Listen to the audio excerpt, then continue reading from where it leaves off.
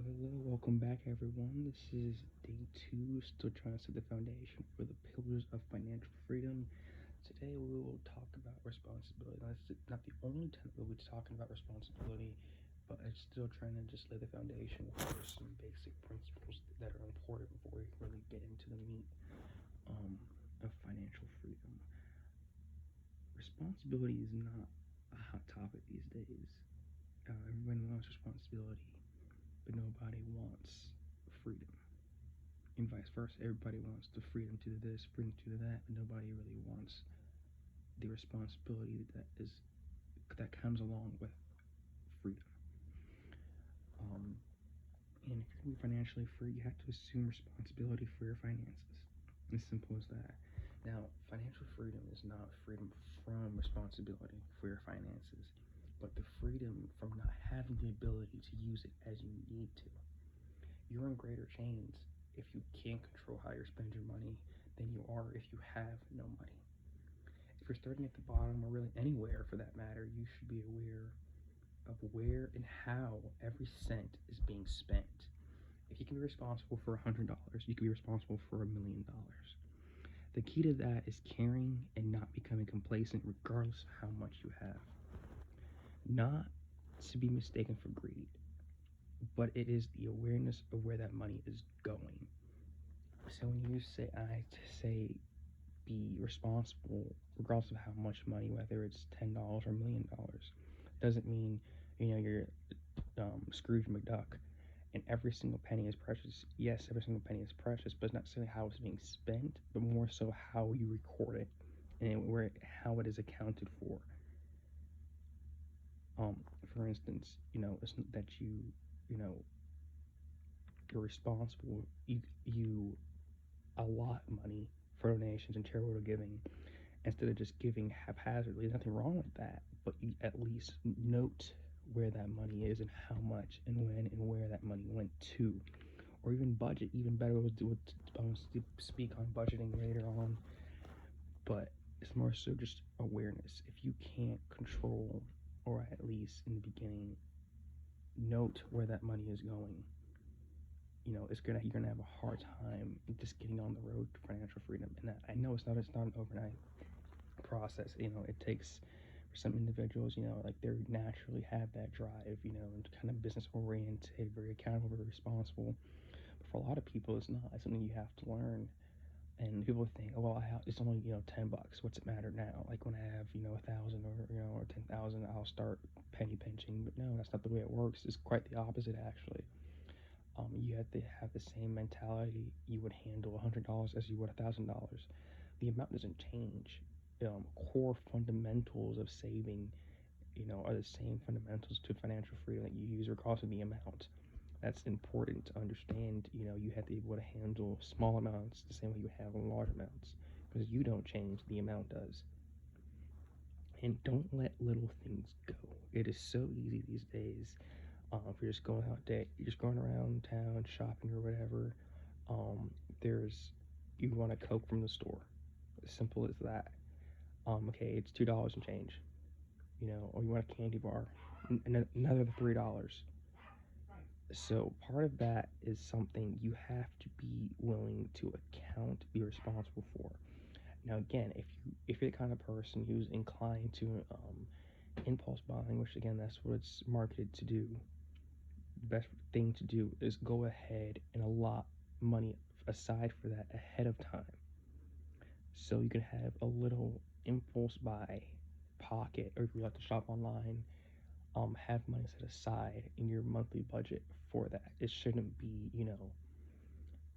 or even a lot nowadays, people say if it's less than $20 and it just happens to be, I'm only looking for it, but happens to be there, go ahead and get it. Well, nothing inherently wrong with that, depending on how much you have, but being responsible, note how much it is, and make sure you, again, account for that. Be responsible. Also be responsible with your decision making. Now, $20 may be, pocket change to some people. It may be, a fortune to some people. And either way, impulse buying is something you have to train yourself to do. But again, if you have, millions of dollars. Impulse buying, again, it's not the amount, it's the responsibility and the habits that you form. You have $1 million, 20 grand, that's pocket change. That's, the equivalent, to somebody else buying a $2 Coke and waiting in line at the store. With that being said, the issue is the same. You have to control and self-discipline and be responsible with the money. Impulse buying is a habit. Habits can be broken and build new ones to replace that. Again, cut the invisible lines that bind. What I mean by that is when a ship is being moored to a dock, they don't toss, the 1,000-foot, 4-inch thick ropes to shore. First, they throw, I guess kind of resemble more like yarn or like a steel cable, something that's light and can be thrown a great distance. And then that light line is tied to the larger line, so the crew on land can pull the small line to secure the bigger line, use the small line to pull the bigger line to the moor. But with that being said, finances are very similar to that. And so like we think the invisible lines, the lines you don't see. Yes, you see, a car payment, you see, house payment, you see, an iPad, $500. You see the larger transactions, but the invisible lines are the small ones. Again, like the Coke, in the front of the grocery store, candy bar and vending machine, potato chips, a charger for your phone, things like that. Those are the things that cannot that cannot be invisible. You have to be accounted for. Every single cent must be accounted for, and that's not an overnight process. That's something that you start, in the beginning, work on it little by little, and eventually that's something that become more of your lifestyle. It's to the point where you don't even think about it anymore. It's marketed towards people to be an impulse buy, to the point where it's supposed to be invisible. Or so you have a cart full of stuff, you think, okay, what's another $5-10? But that $5-10, 5 days a week, that's $50 extra dollars. That's essentially, it's invisible. You don't see it because it goes so carelessly.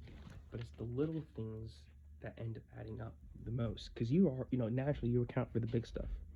You would notice $5 grand missing from your account, $550 missing from your account. But five is the invisible line. That's the line that 5 times becomes 25. Again, 125. So it's the little lines that are connected to the big lines that cause you to miss the invisible money that you are losing by everyday shopping. Not the only person who that happens to. A lot of times you go look at your your credit statement, your bank statement at the end of the month, and you say like, wow, I really spent that much money.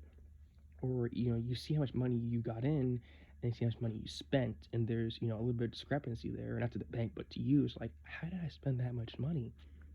It's the invisible hand, it's the invisible lines that come and take, and it's marketed for people that way. It's the little things add up to big things.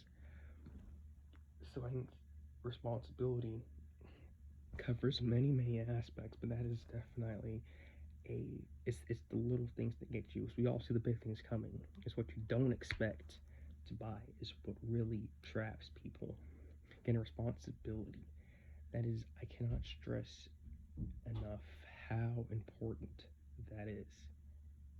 Because if you cannot be responsible for $5, it's harder to be responsible for $5 million. Because $5 million is simply $5 a million times. You make the correct decision 10 times with $10. It's $100. Again, little mistakes equal big mistakes.